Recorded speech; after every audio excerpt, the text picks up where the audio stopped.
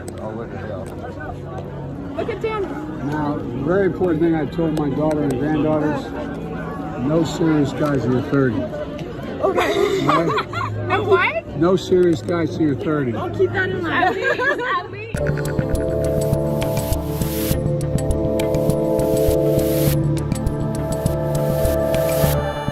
Your president, and I'm Dave Rubin. This is the Rubin Report. It's October 17th, 2022. And no, you're not having some sort of medical emergency. This is a special happy hour edition of the Rubin Report. This morning at 11 a.m. Eastern, when we normally tape this show, I was over in Wynwood, which is a suburb of Miami, a very cool, hip spot, they say. That's where we opened up the Locals offices. And I was interviewing Miami Mayor Francis Suarez, which we're going to put up tomorrow and throughout the week. So we couldn't do the regular show then. And I said, we cannot give up a day. We must connect with the people. We want to talk to them, get some questions from them, do our thing. So we are here for a happy hour show. I've got tequila right over here. I'm going to show you that in just a second. We are going to do one story up top because I couldn't let this Fauci stuff slide. But real quick on this Biden thing and the hair sniffing and so he said to his granddaughter and niece that you don't have any serious guys till you're 30. Is the implication they should just have one night stands? Like they should basically just get banged by a whole bunch of dudes until they're 30 and then they should get serious. Wouldn't you be saying you should only have a serious boyfriend when you're 20?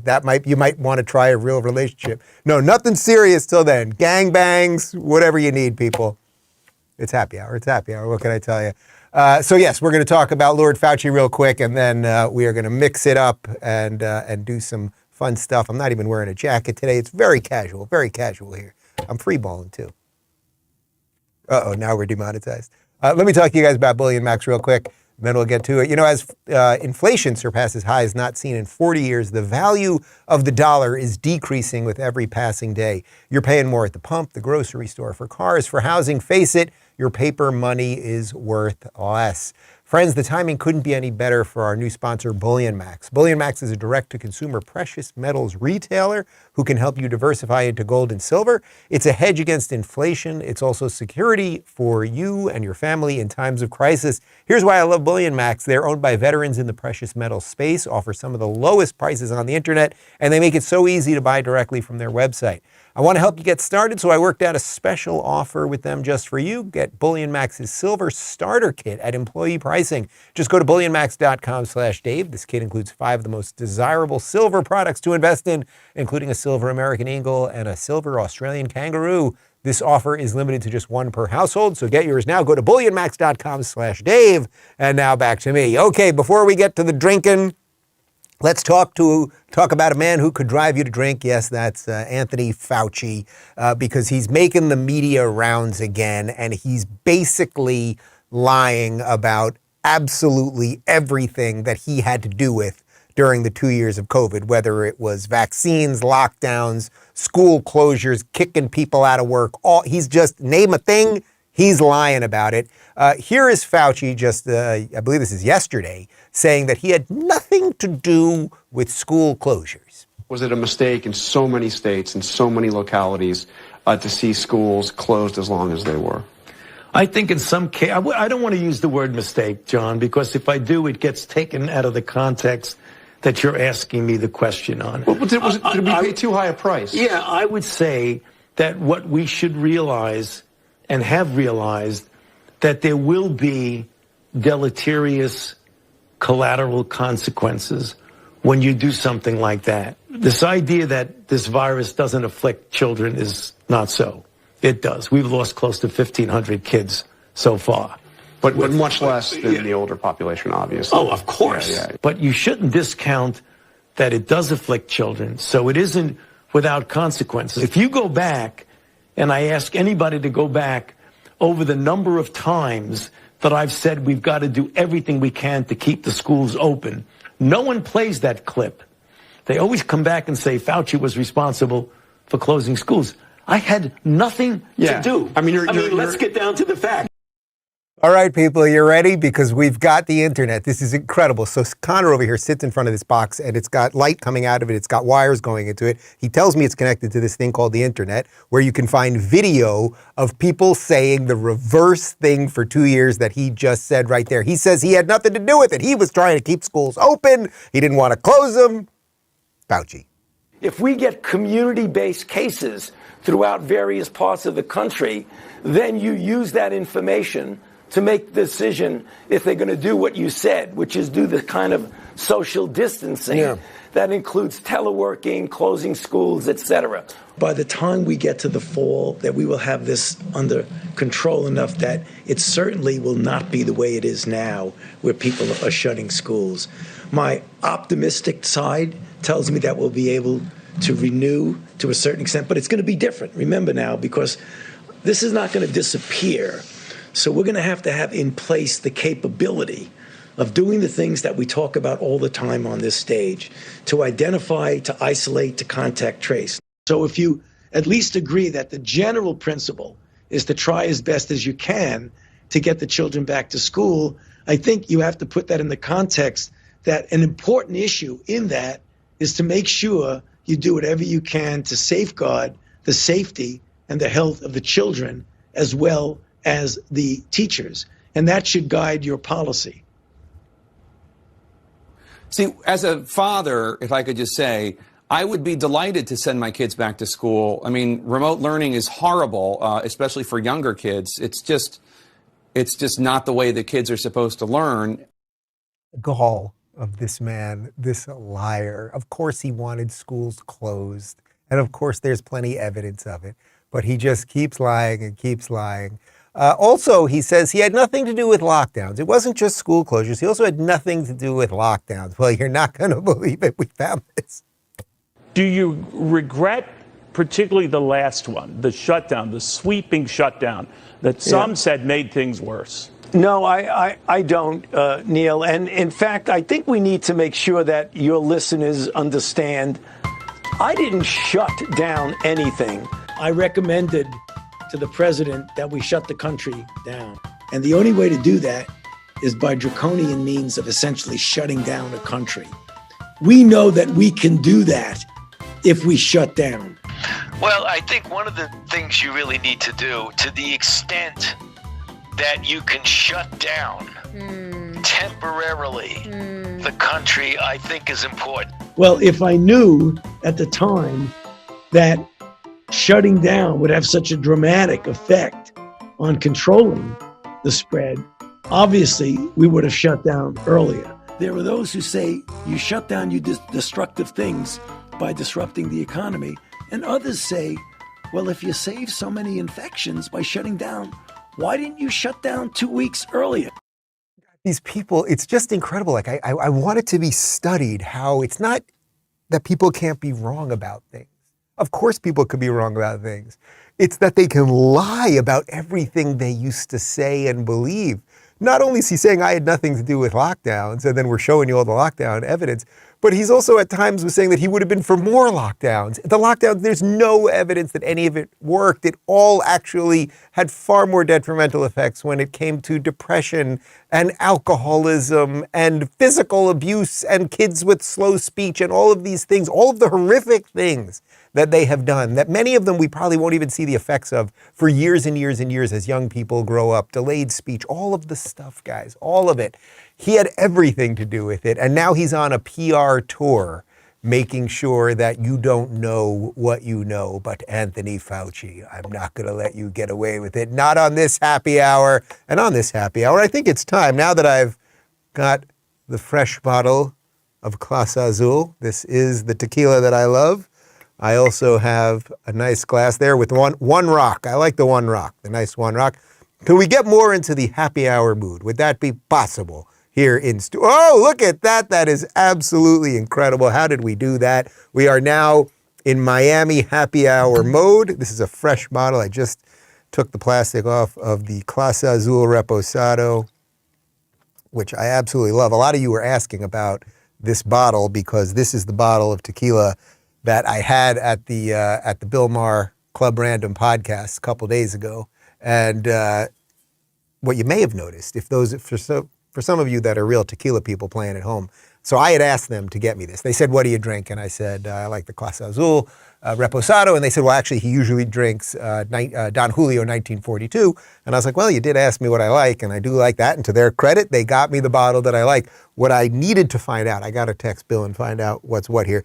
He had a special bottle. This is the emblem that's normally on here. His bottle, if you watch the video, had a special, almost like a square-like emblem. I got to find out what that was. You know, he's got that HBO money, so he can figure out what's going on here. Anyway, cheers, everybody. Hope you're having a drink at home. For those of you that are watching on Locals, I will be taking some questions on the fly. I have nothing in front of me. Well, I had the Fauci papers, but I've got nothing else in advance. And we're just here to shoot the shit and enjoy this Monday. I feel like a Monday happy hour was the right way to go. So let me get a sip of this. Man, that is good. That is good. Have I turned you guys? Daphne, you were always into the tequila. Phoenix, you're coming around on the tequila, right? You're getting there.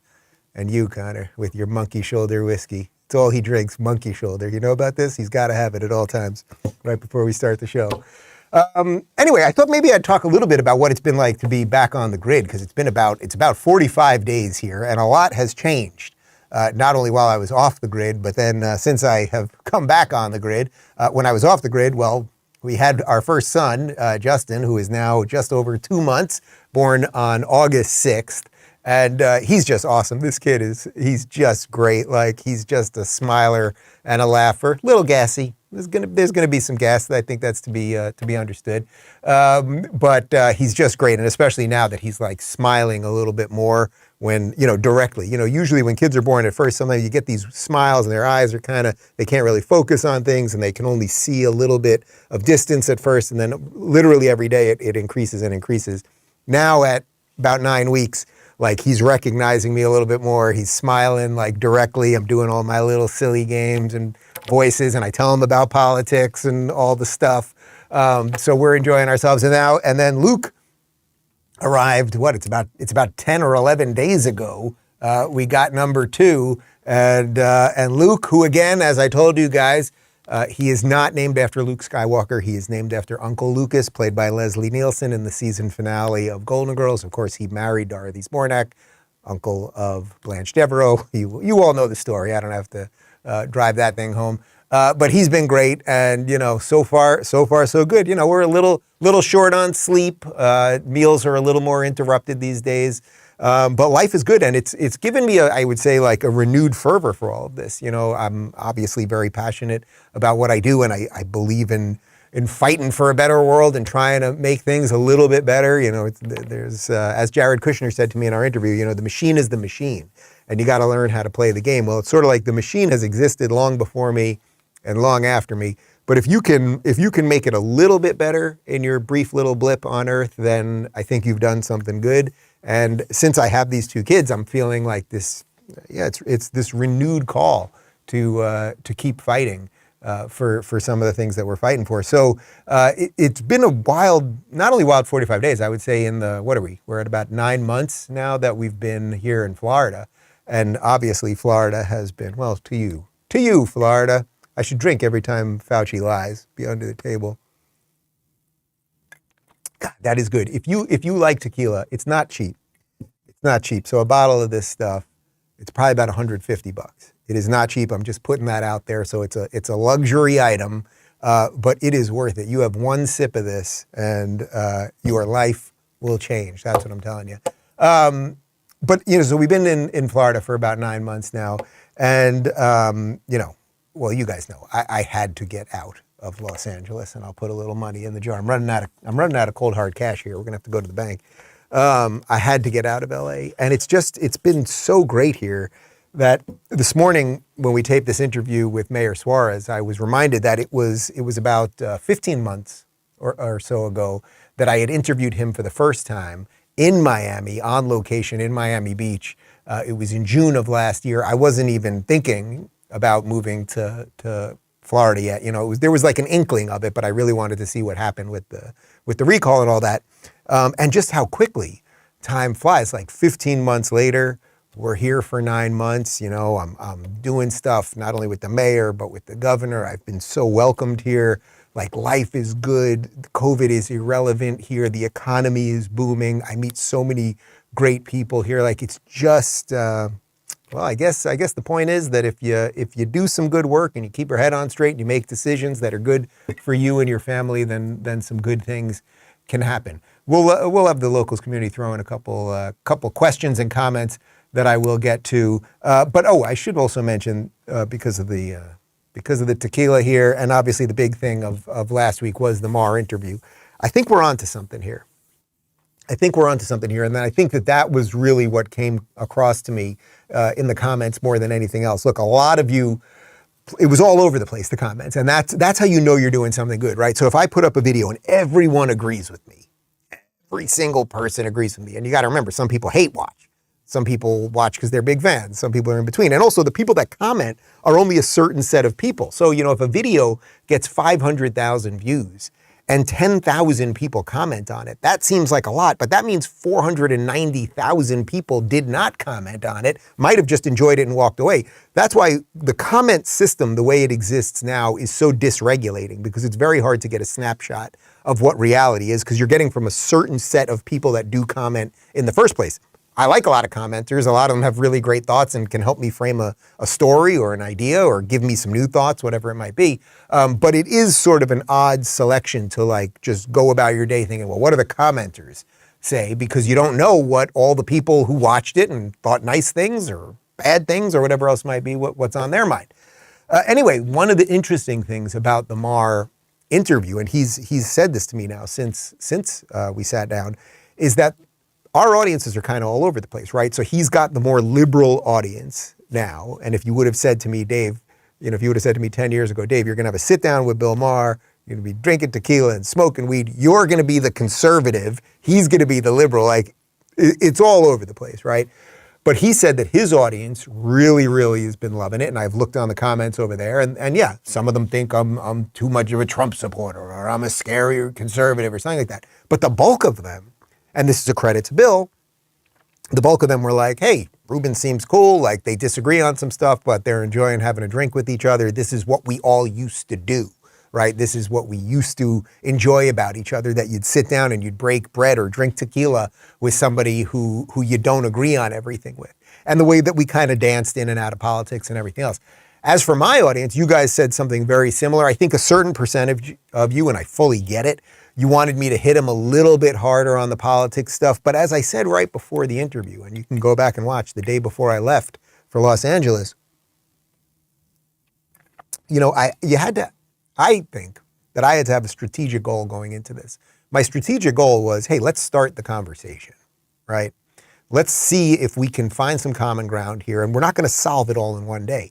Like the chances that I was going to walk into Bill Maher's house, like knock him out, and now you'll vote Republican and support DeSantis. Like the chances that were going to happen were basically zero. So we had to do a dance together. And by the way, the chances that he was going to like knock me out and be like, and see, you were wrong about voting for Trump and you should vote for, well, I don't even know what Democrat he could support, but you get the point.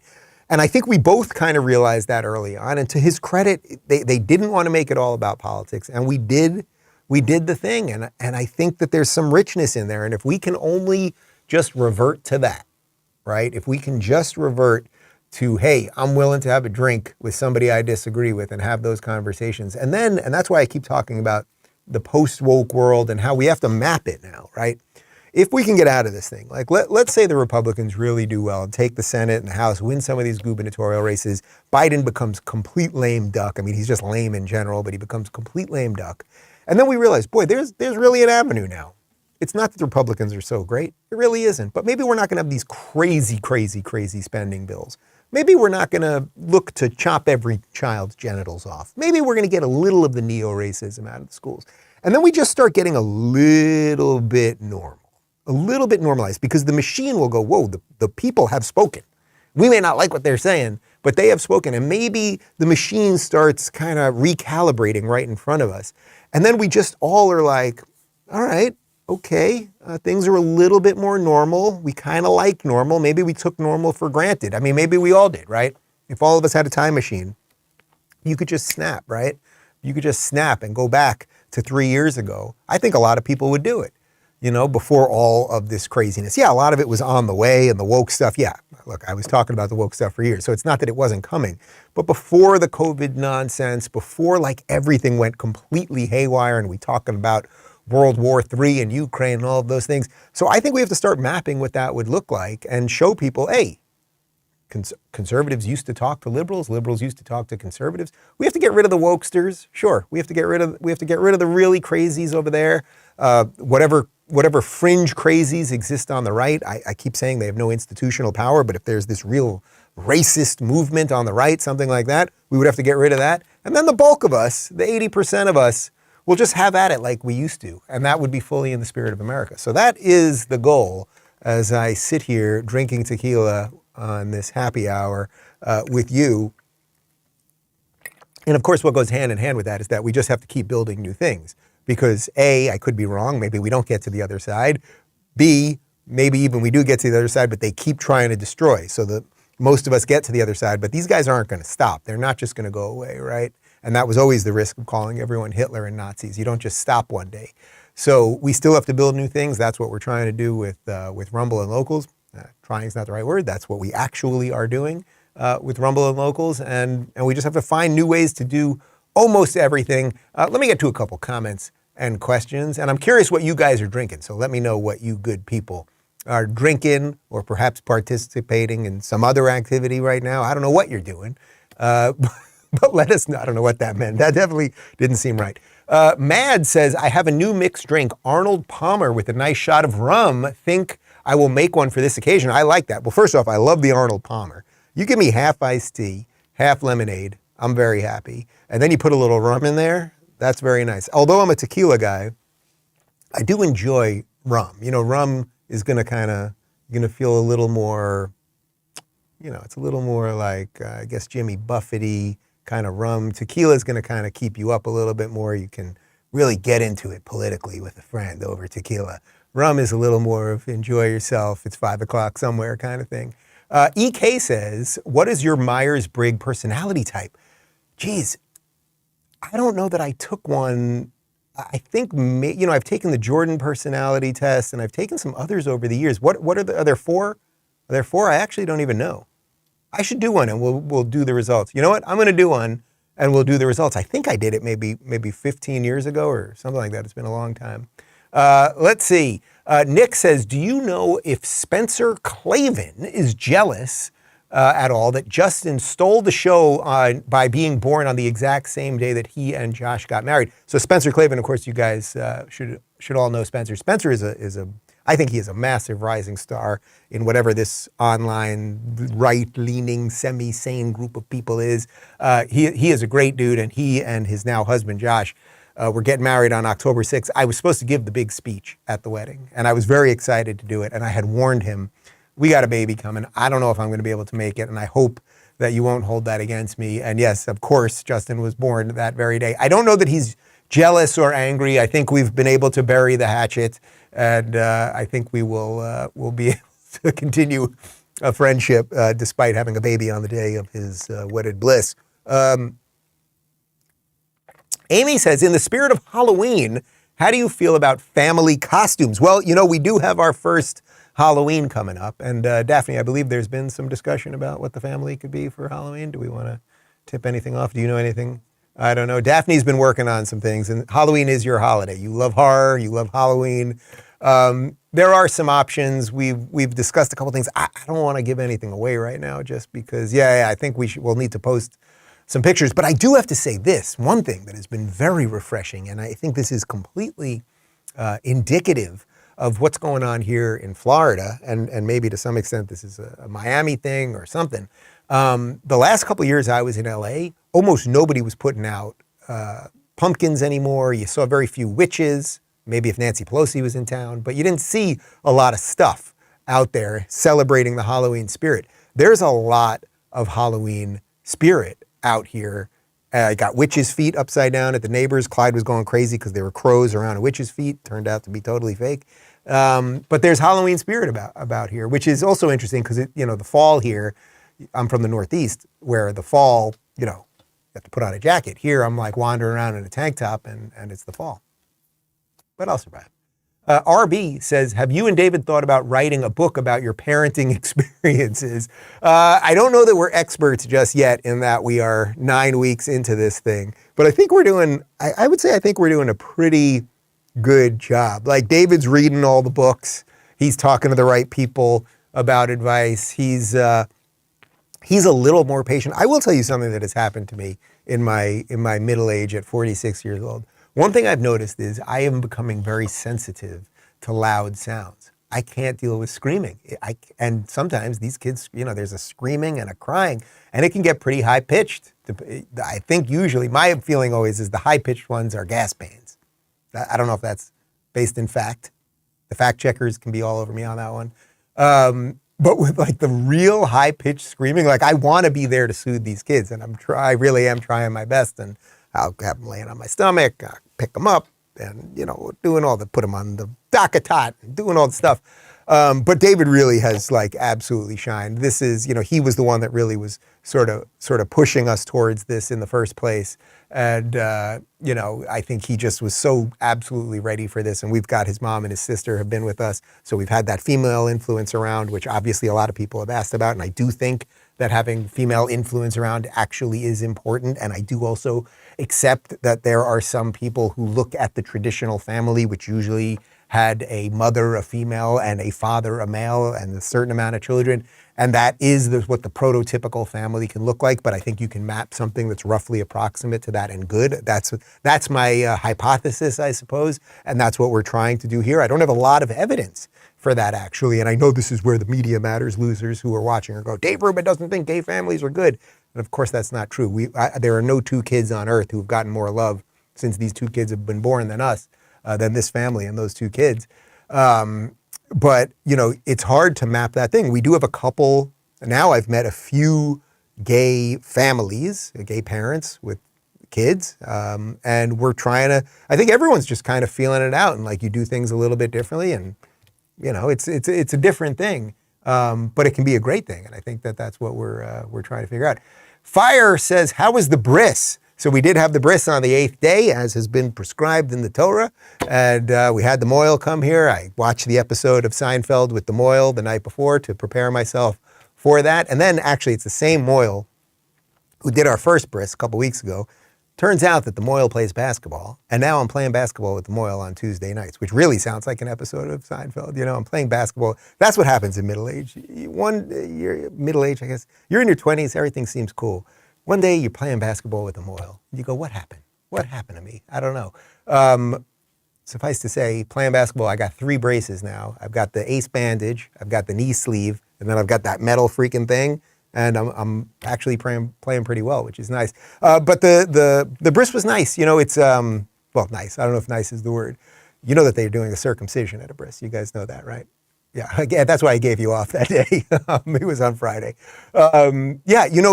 It's one of those things. I discussed it actually with Dennis Prager, if you haven't seen my interview from a couple weeks ago, that this is a tradition that the people that I come from have done for literally thousands of years, 3,000 some odd years of doing this. And it represents the covenant with God and all of those things. There is a part of me that's like, well, why would I have to do that? And, you bring a child into the world, and a child is totally innocent. And the last thing you want to do is make that child cry, hurt that child, bring that child any pain, right? You're spending most of your day so that that child can be happy and soothed and, loving life. And you do this moment. And fortunately, I will say, I don't know if this Moyles just knows how to cut or what, but, you give the kids like a tiny bit of wine, they're a little loopy, snip, and you're good. You eat some bagels and everybody's fine. My feeling about it really more than anything else, it wasn't necessarily like the let's say the true religious part per se, as much as the tradition part. My parents did it, my grandparents did it, my great-grandparents did it, and you can go a long way back, and all these people did it. And all these people, their descendants are still here. There's a lot of communities that are long gone over the test of time. And somehow these traditions led people to being here. There must be some value in that. There must be something in that. So that it was, we ate ice cream after. That was pretty good. We got the Carvel cake, which everyone likes the Carvel cake.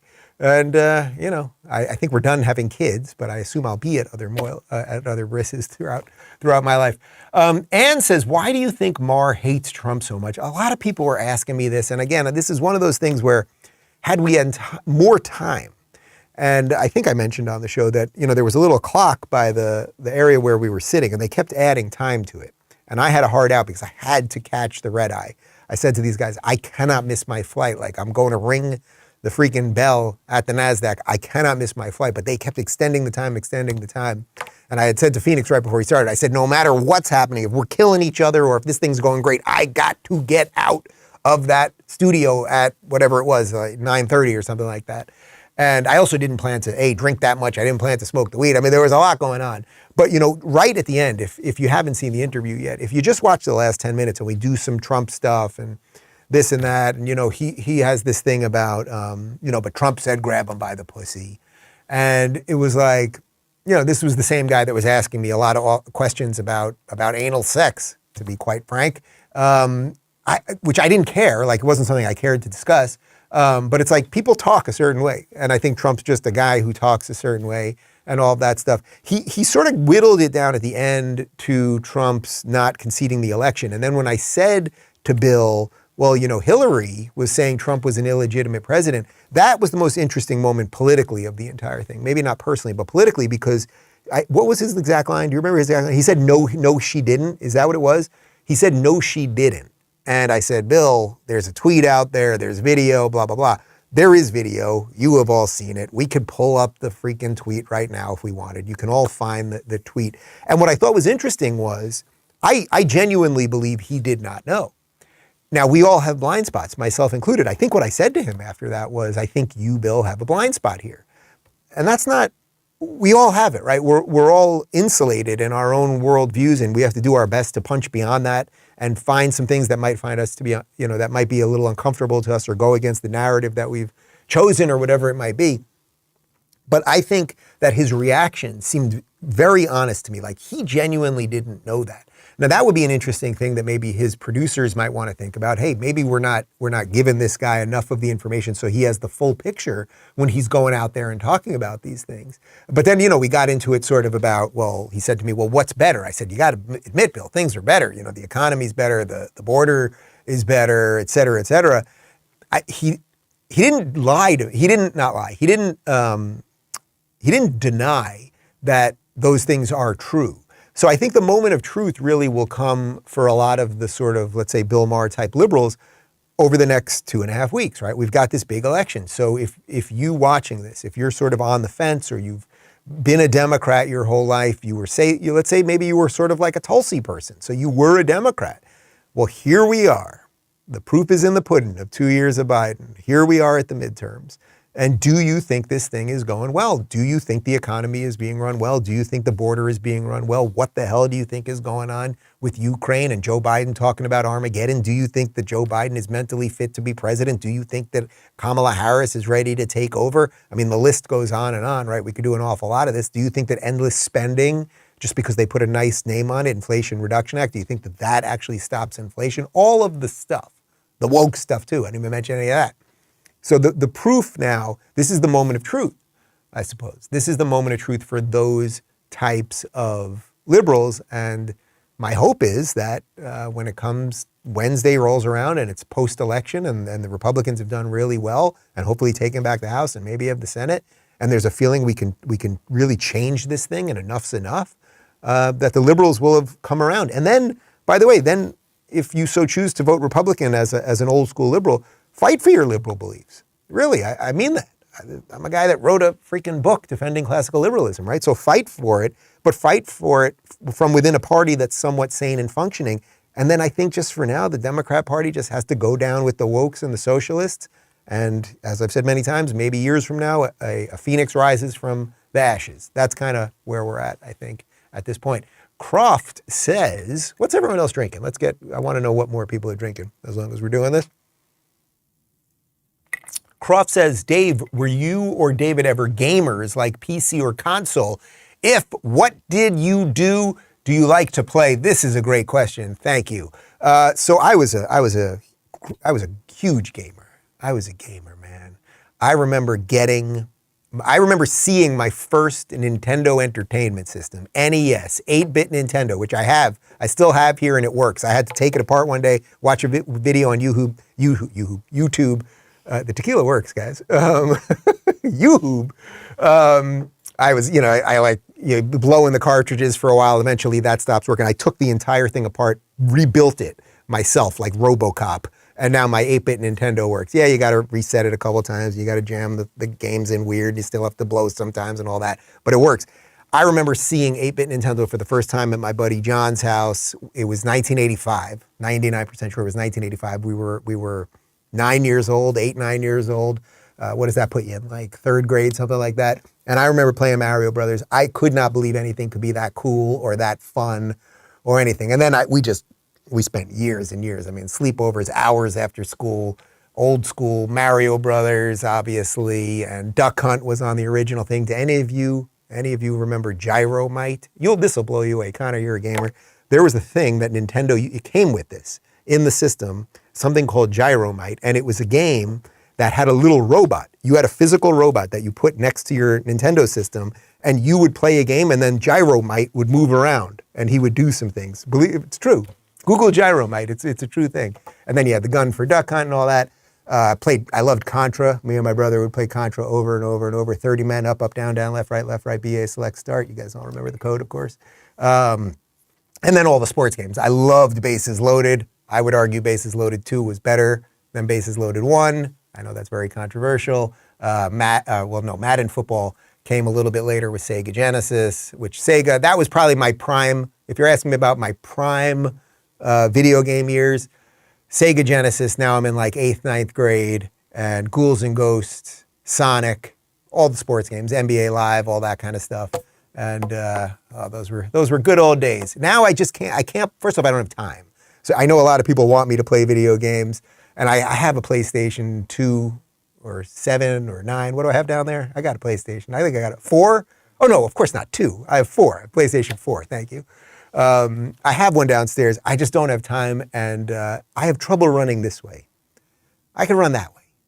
You know what I'm saying? I can run that way like Mario, and I can run this way.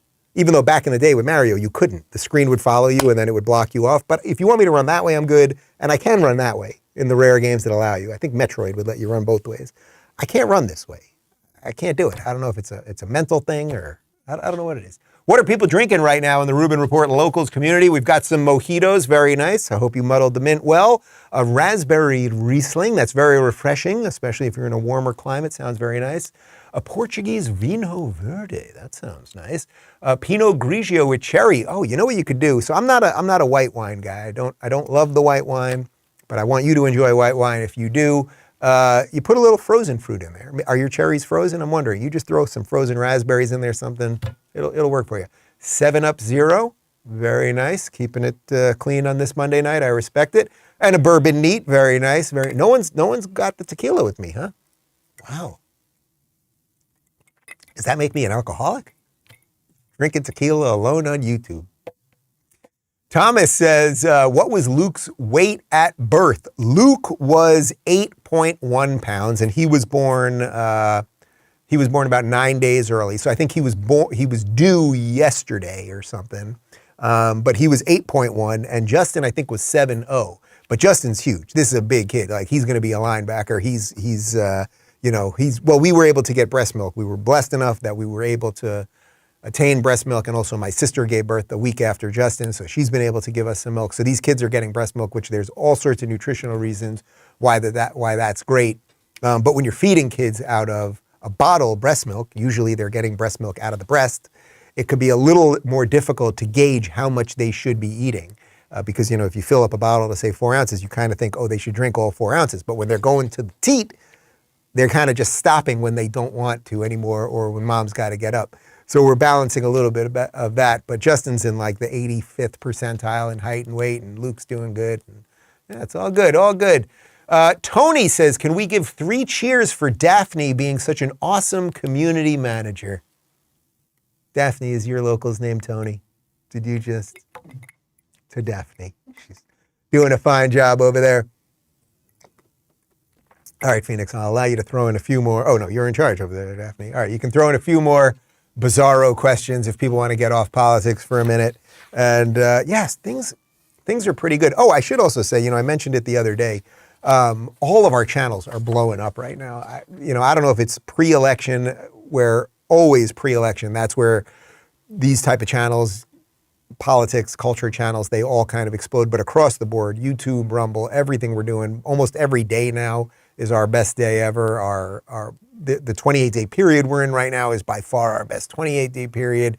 It's really been, we're on a nice little roll. I would like to just chalk that up to that we're doing something decent and maybe a little bit different. I would like to maybe also chalk that up to, maybe I got some of Mars old school liberals who maybe didn't love me or didn't know me. I saw a bunch of people in his comment section that didn't know me. They were like, who is this Rubin guy? Like, he seems like a sane conservative. It's like, if that's what I am now, that's just so wild, but I guess it is possible. All right, a couple more and then we'll get to it. I'm roasting a nice garlic picana tonight, which I was gonna do for you guys, but my mother-in-law, it's her last night, so she's getting the picana. But I did she's just getting the regular one. I got you guys for Friday night a Wagyu picana. You get that fat cap on the top, you score it, little salt, pepper. Oh, perfect. Tony says, what is your breakfast of champions? I usually, probably about 90% of the time right now, I'm doing Faye 0% fat yogurt, throw some raspberries and blueberries in there, a little bit of Florida honey, I love that Florida honey, and some peanut butter granola. That's probably 90% of the time. And then every now and again, if I'm running a little late in the morning, cleaning up poop, sometimes that has to do with the kid, whatever it might be, it still works. Come on. I do just grab a hard-boiled egg and I just down it, which Daphne loves that, right? There's nothing you love more than when I'm just standing there and you're like, Dave, you've got to get up to the studio, and I'm just got a big egg in my mouth. That's what we're doing around here. Jeannie says, a Democrat just handed me a Bloody Mary. Apparently he used the blood of children. Tastes a little coppery. Where are you? Are you at Hillary Clinton's house? Are you on the Epstein Island? Where are you right now that would be happening? That is very bizarre, but all right, last question, and then I do hear babies crying. So you think the people can hear them through the mic? Probably not, right? Probably not. Tony says, speaking of David, are we going to get an update on the cookbook soon? So David's been working on this cookbook for a long, long time. And for those of you that want to see beginnings of it, you can go to davidscookbook.com, or you can go to instagram.com/davidscookbook. There's not a lot updated lately because of babies and a move and home construction and life, man. It's tough. However, he is working on it. We're trying to figure out a way that maybe originally he really wanted it to be a separate thing, and I fully respect that, because obviously I'm a public person. Most times if we go out or we do things, things tend to be about me a lot. Actually, one thing that I really do love about fatherhood, this is, I guess, an ancillary benefit, is that things around the house are not about me as much. My day is about me, right? Oh, you're interviewing this person. I'm talking to the camera. You're asking me questions. It's a lot about me. And that is great to some extent, and it's a validation of what I've put into the universe and all that. But it's also I think to some extent, I don't know, there's an end to that road, I guess, something like that. So the fact that these kids are around, it makes it less about me. And David really wanted this book to be sort of separate from me, because obviously if we put my name on it or something, it will sell pretty well, blah, blah, blah. So now we're thinking maybe just because he's so crunched with the kids that maybe I will have a little something to do with it. It could be the David's Cookbook or something like that. But he's an incredible chef. However, I have to say that I've taken over a bunch of the cooking duties since fatherhood is rolling around, and it's mostly grilling. I'm mostly in the grill, but I do a freaking amazing meat sauce, 3 meats, let it simmer for 5-6 hours. I'm doing a bunch of different, I make a peanut butter and jelly sandwich that'll just knock you out. And Daphne's baking a lot these days. What do we have today? We had pumpkin chocolate chip cookies with just a dash of pumpkin, and it was just right. It's Me Monday, guys, by the way, over at the Locals community. This is the one I put up this morning. I saw this morning. This is pretty great. I'm here to crash bicycles and economies, and I'm all out of bicycles. How is it possible that that man is president of the United States? Man, well, I hope you've enjoyed Happy Hour. I think we're going to do a few more of these. We're going to try to mix it up over the next couple of months and do some interesting things. We have a great, I don't want to tease too much, but election night, something special is happening on location somewhere. I've probably said too much, but think about it and you might be able to put it together. We're going to be going to D.C. A little about, I think, the week after the election. We were originally going to go the day after, but we want to kind of get the lay of the land, see what happens and who's going to be in and about D.C. You know, a lot of people, they leave, the senators, congressmen, they leave. They're supposed to spend most of their time, obviously, in their home districts, but so many of them just camp out in D.C., and that's where they're going to the orgies and all the whatever they're doing. That's what's his name said, and then they took him out. Remember? Well, Madison Cawthorn said that. Next thing you know, he disappeared. I have no evidence of that. I don't know. It was a joke, okay? But anyway, we want to let the dust settle because most of the people go home for their races, right? You're back in your state for your race. So we're going to go a week after the election. We got a studio there through the Blaze guys. That's pretty awesome, actually. And we have a whole bunch of senators lined up, and we're just going to interview as many people as possible. I'll do a couple live shows from down there, I hope. So that will be good. I think I'm going to do Tim Pool's podcast while we're in Virginia, a couple other things on the docket. So it's all good. How come you guys didn't drink while I'm sitting here like a drunken fool? Oh, because you got to drive. You're very responsible. Guys, if you'd like to play along, as always, RubinReport.locals.com. If you haven't subscribed on Rumble, rumble.com/RubinReport. My full interview with Megyn Kelly is up across platforms right now, ad-free as always at Locals. And I leave you with a cold close that, especially if you've been drinking, will make particularly no sense. See you tomorrow. There's not a single solitary Biden man that is younger than any Biden woman.